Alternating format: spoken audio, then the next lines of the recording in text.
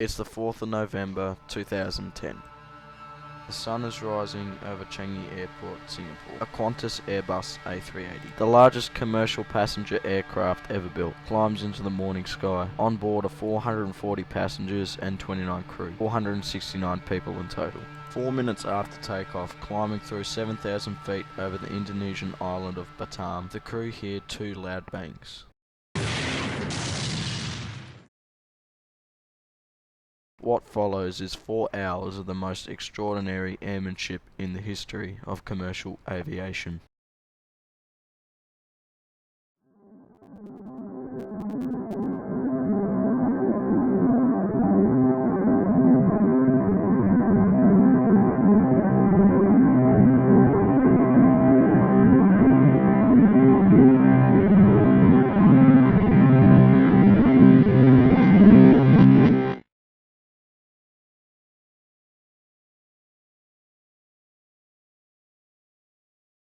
To understand what happened on QF32, you need to understand the aircraft. The Airbus A380 is the largest commercial passenger aircraft ever built. When fully loaded, it weighs over 560 tons. It is powered by 4 Rolls Royce Trent 900 engines, among the most powerful turbofans ever produced. The aircraft involved was registered VHOQA and nicknamed Nancy Bird Walton after the pioneering Australian aviator. It was the very first A380 delivered to Qantas.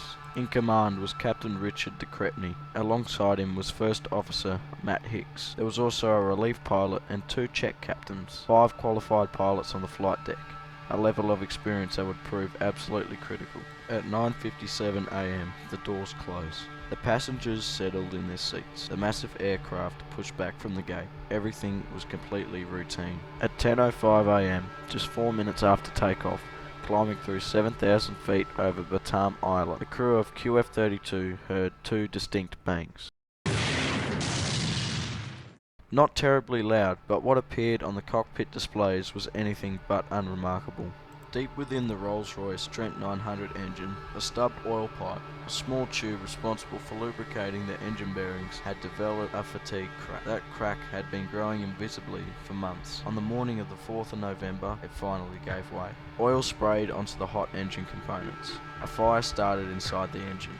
The fire weakened the intermediate pressure turbine disc, and then the disc, spinning at thousands of revolutions per minute, broke apart. 3 high-energy fragments were hurtled outward at tremendous velocity. The fragments punched through the engine casing, through the wing structure. Debris rained down on the Indonesian island of Batam below, landing on houses and roads, but the damage to VHOQA was catastrophic. The ECAM had generated over 100 separate warnings and checklists. Captain de Crepney flew and managed the overall situation. First Officer Hicks worked through the checklists. The relief pilot monitored systems. The 2 check captains cross-checked every action. They also faced problems with the landing gear. The hydraulic systems had been damaged. The crew were not certain the gear could extend correctly. And underneath everything was the question nobody could fully answer. How structurally sound was the aircraft? Could the wing take the stresses of a landing? For almost 2 hours they worked. They ran calculations. They consulted Qantas engineers on the ground via radio. They ran controllability tests. They entered a holding pattern east of Changi Airport. And they worked through every problem without panic.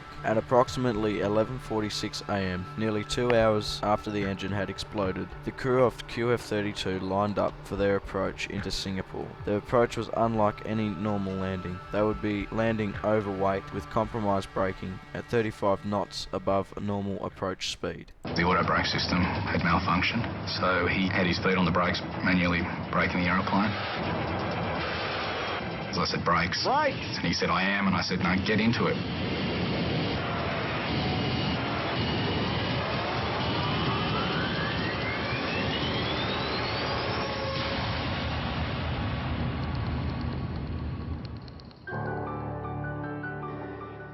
VHOQA came to a stop. 469 people were alive, but the drama was not over. The crew could not shut down the number 1 engine. The hydraulic and electrical systems that control engine shutdown had been destroyed. The engine refused to respond. What investigators found at the heart of the disaster was almost impossibly small. A single stub oil pipe with a wall that was thinner than it should have been by just a fraction of a millimeter. A manufacturing error at the Rolls Royce facility in Hucknall, England, a counter bore machine slightly off-centre. When Rolls Royce inspected all their other Trent 900 engines in service, they found several others with the same defect. Those engines were immediately grounded. The repairs to VHOQA took 535 days and cost over 130 million Australian dollars, the most expensive commercial aircraft repair in aviation history. 469 people survived Qantas Flight 32 without a single injury. If you want me to investigate another flight, drop it in the comments right now. I'll read every single one. Subscribe so you don't miss the next investigation. See you then.